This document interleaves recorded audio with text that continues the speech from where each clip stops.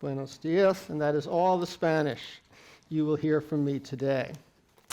But welcome, and thank you for joining us. And where's the clicker?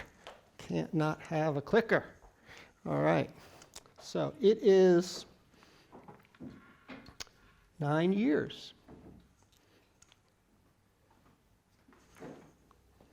Okay. Did I just turn this off? Oh, not by accident. There we go. Okay. This way. Excellent. Okay. Technology. We love technology. It is 9 years since the term customer data platform was defined in this very blog post right here. We have it documented. In the 3 years that follows, no one paid much attention. That's the level of interest per Google Trends.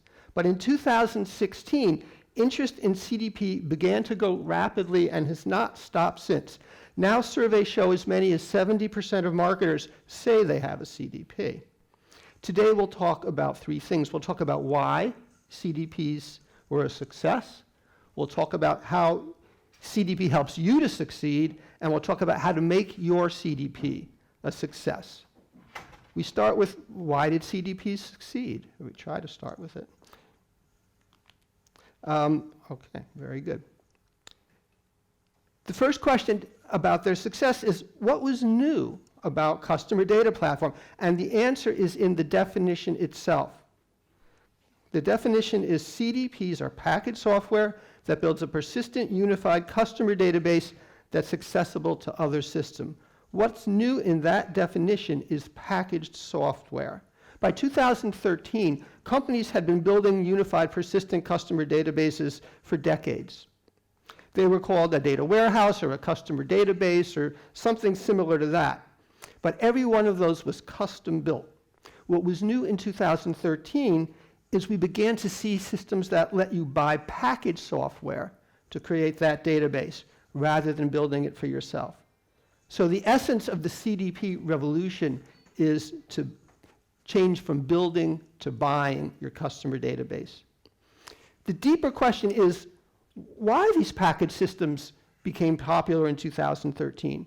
And the short answer is, well, the conditions were right.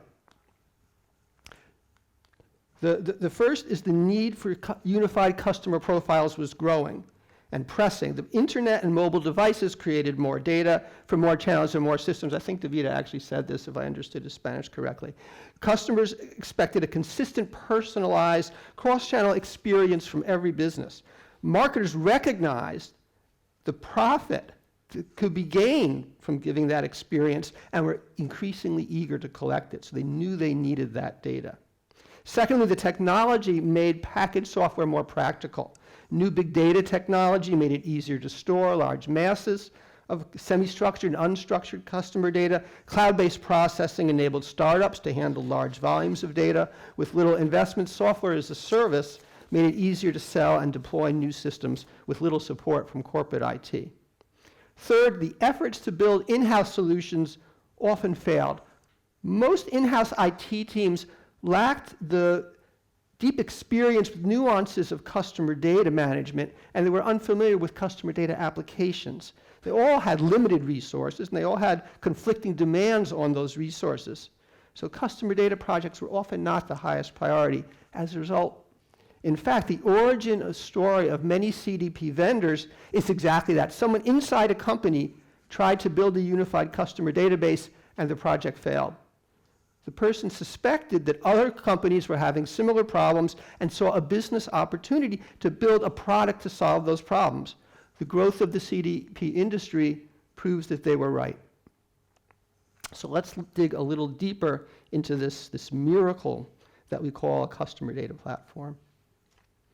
We'll start with the basic picture of what it does. A customer data platform collects data from source systems, combines it into unified customer profiles, and then shares the profiles with other systems that actually interact with customers. Conceptually, quite simple. But there are lots of systems that collect and use customer data. What's different about the CDP?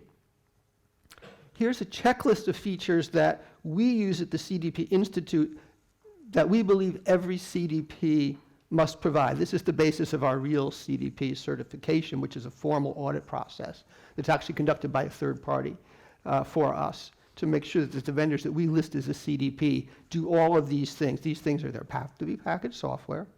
They have to take data from all sources in all formats, so not just structured, but also semi-structured and unstructured data. They have to collect and retain all the detail. Don't throw anything away. The data has to be stored persistently, so for as long as you want it to store it, which is not forever for regulatory reasons, but it's up to the customer, not the software, to say how long the data stays there. The data has to be unified to form customer profiles, because there are other ways to view data, but the customer view is the one that we care about. It has to be then accessible, shareable with other systems. Any other system should be able to read and use the CDP data, and it has to be able to read at least individual profiles in real time, so your call center agent or your website personalization system can actually deal with the data in real time, and it also has to be able to scan for events, such as a drop shopping cart in real time. Now, of course, the CDP itself ticks all the boxes, but other customer data systems all fail in one way or another.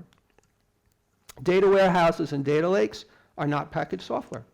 Data lakes store the original data without combining it into customer profiles. Traditional data warehouses are limited to structured data and often throw away details to make the data more easily processed. Data hubs, tag managers, integration platforms all move data between systems, but they don't store the data internally for themselves. And that stored data is needed to track customer history and track customer identities as customers change identifiers over time. So the storing of the data outside of the source systems is very important. And that particular kind of integration platforms simply don't do that. Customer interaction systems such as CRM and marketing automation and email management all are poor at importing data because they're really designed to work with the data that they generate themselves. And they also tend to be pretty poor at unifying data with different identifiers, at removing duplicates or identifying duplicates and matching them. And finally, data management platform, which is often confused with CDP, really works with summarized data. It's really for anonymous data. It's really for advertising audiences. It's really built entirely for a different purpose, even though it's often positioned as something to be your primary first-party data store. So let me be clear. These are not bad systems. Every one of those systems is good at what it does. But to be good at what it does, it's optimized for that purpose, which means a certain design. And when you make a certain design optimized to be good at one thing, it means it's not going to be as good as something else. So only the CDP is optimized to create unified, persistent, shareable customer profiles. So if you need unified, persistent, shareable customer profiles, you probably have to buy yourself a CDP. So what does it mean to be optimized? Well, there's two ways that the CDP is optimized for its purpose. The first is the data storage. CDP uses data storage engines and data models that can handle all those different data types and the high volume that's required for a CDP without throwing away detail. It takes a certain kind of data technology to do that. The second key optimization is the breadth of processing capabilities in the CDP. The CDP includes every task from data collection to transformation to identity matching to sharing and segmentation. Having all those functions pre-integrated is vastly easier than building each of those functions internally or even integrating separate products for each of those functions. This is the fundamental advantage of the CDP. You buy it, you don't have to build it. And integrating a lot of different components, even if you bought all those individual components, is a major project. Many CDPs take this logic further, and they integrate functions beyond building customer profiles. We call systems that include data profiles plus analytics CDPs. We are not very creative in our naming. Those that do profiles, analytics, and message selection, we call campaign CDPs. Those that add delivery are delivery CDPs. And those that embed all those functions within a system, such as an e-commerce or an order processing system, we call operational CDPs. This is confusing, because every one of those very different systems is listed as a CDP. Why is that? But the important thing to remember is that every one of those systems builds unified, persistent, shareable customer profiles. That's what makes them a CDP. It's nice that they do the other things. Many clients want something to do that does all these other things, but what makes it a CDP is those shareable profiles. And the opposite is also true. There are some systems that call themselves CDPs that do not take data from other sources or share their profiles or even build proper profiles. They call themselves sometimes an activation or orchestration CDP. You'll see those terms. They're not bad systems. They're really not CDPs because they don't build unified, persistent customer profiles. So if you consider a product like that, it's fine. Maybe it's exactly what you need. I'm not saying you shouldn't buy it. Just understand what you're getting and understand what you're not getting. And make sure that you understand how that matches against what you need to get. So don't make a mistake of buying something that calls itself a CDP, does not actually meet the definition, and then doesn't actually give you what you need. Sadly, this tends to happen. Now that you have a good idea of what a CDP is and where they came from, let's talk about what's really important, which of course is how they can help you to succeed. We list 3 classic CDP use cases. Removing customers from retargeting after they make a purchase, combining online and offline purchase history, and then giving call centers a real-time view of a customer's web interactions or interactions in other systems. And I add a 4th, which is not a classic one, but I happen to love it because I heard it directly from an airline whose first CDP application was to find which routes had the most disruptions and the highest value travelers, their platinum level travelers, so they could use it operationally to pre-position the airplanes to minimize the disruptions for those travelers. Totally non-marketing application, but they could never get that data together before in the operations team to see where to do that. These use cases all have 2 things in common. They all involve customer profiles, and they all share data between systems. This clarifies the core value of the CDP is to share data between systems. That is the core CDP use case, and this will be on the quiz. The core CDP use case is to share data between systems. What's not common among those use cases is they involve different departments, they involve different stages of the customer life cycle. Okay, that's also confusing because the CDP can be used in many different areas throughout the company. But remember, what makes it a CDP use case is sharing data between systems. Now, perhaps you say, why don't I see more CDPs in Spain? What is he talking about? Why are there so few here? And that's a valid question, and this is real. The CDP deployment has actually come in waves. So the first wave was primarily in the US, followed closely by the United Kingdom, and this is what began in 2016. The second wave of adoption happens in Europe, in places like France and Germany, where we begin to see about 18 months later, in early 2018, some growth in interest in CDPs. Again, this is all Google Trend interest data here. The interest in Spain and Italy, we're in Spain now, begins to creep up around in 18 months after that, or around mid-2019, but really does not begin to take off until about a few months ago. Just now are we really seeing a growth of interest in CDP in Spain, which of course is wonderful, and that's why you're here. So that said, does it really matter what your competitors are doing?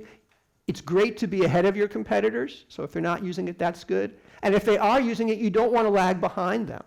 So either way, if the CDP is valuable for your business, it's something that you should do and not so much worry about who else is or isn't using it. That, of course, leads us to our final question. Well, is the CDP really valuable? Well, we have dozens, as you might imagine, of case histories on the CDP Institute website. The vendors have many more case histories. There are many studies that are done that are funded by vendors that show the CDP is the best thing ever. 97% say that it meets or exceeds expectations. 96% say positive ROI, and I think 70% within 6 months, and it's the most cited marketing solution that users absolutely cannot live without, and so on and so on. Plenty of these studies are out there, but these are vendor studies. Really? Who believes those? So here are 2 studies that are not from vendors, okay? The first is from SN2. It's a research firm, And they found that CDP was cited more often than any other system as the one marketers couldn't live without. It's kind of interesting. If you ask marketers what you can't live without, more of them said CDP than anything else. Good. That's a real endorsement. And secondly, Aberdeen, an independent research firm, found companies with unified data perform much, much better than companies without unified data on every measure: revenue, profit per customer, service costs, return on marketing investment, even employee engagement. Now, of course, correlation does not prove causation, but that's the way to bet. So, next question. If I've done my job now, you're very eager to buy a CDP. You should have one. So let's answer our final question, which is, how do we make your CD project a success? We have a great deal of research on the topic at the CDP Institute. I will focus on one set of data, which compared companies that achieve quick returns on their CDPs with companies whose projects move more slowly. Okay, the top line finding, this is a very high-level summary of very detailed research, was that all companies reported their main obstacles were in the organization, not in the technology. CDPs don't fail because the technology fails. The technology works, but organizations often struggle to implement the CDP. And this is successful and non-successful organizations, both. Obviously, the successful ones overcame the challenges. The ones who weren't so successful struggled a bit more with those challenges. The second key finding from that research is that poor requirements delay value. Okay? Companies that failed to gather accurate requirements at the start of their project often had to redo their implementation. Sometimes they had to even buy a different CDP because they bought the wrong one because they didn't understand their requirements. I cannot stress enough the importance of defining your CDP requirements at the start of your selection process.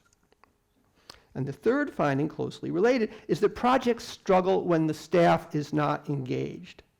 Disengaged staff is why you have poor requirements.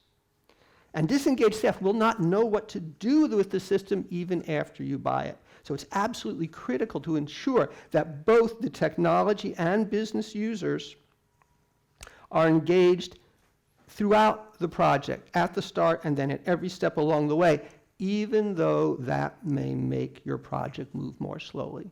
You'd rather have a successful project, a slow success than a fast failure. Now, engaging your CDP, your technology staff, will inevitably raise the question, build or buy? It's the hottest topic right now in the CDP industry. And this has some substantial irony. If you remember back to the origin story of the CDP is defined by the fact that companies were not building successfully. That's the build to buy switch is the core premise of the CDP revolution. So that's what defined CDPs, was buying them. So now we talk, can I build a CDP? Well, CDP is packaged software. By definition, you can't build it. But definitions aside, if IT departments had been able to build those customer databases 10 years ago, the CDP industry would not exist. So it's fair to ask why companies should expect their IT department to succeed today where they've struggled before. There's certainly reason to suspect they will continue to struggle. Yes, some IT departments are now more familiar with customer data and with customer data applications, so maybe they're a little better equipped to handle it, but they still have very limited resources, they still have conflicting priorities. Often marketing is still not the highest priority. Yes, the technology is easier, but we've seen technology was never really the barrier in the first place. So I just give you one study, which is that this very interesting study that said, they asked people if their company had a CDP. 61% of the technologists thought their company had a CDP. 37% of the marketers thought their company had a CDP. So there's considerable misalignment today still between what the technologists think their users need and what the users actually think they need. So this is a little worrisome if your IT department says, yeah, I can build you a CDP. Now, so clearly in most situations, I believe it's better to build than buy. But there are two exceptions where building really may make sense. Right? The first is when there is no suitable package system, no commercial CDP can meet your requirements. And this can happen sometimes. Now, commercial CDPs are very powerful, they're very flexible. We don't think it happens too often, but you might have very large volumes, you might have very unusual data, you might have particularly special needs that indeed a package CDP can't meet. So if so, okay, then you want to at least think about building it.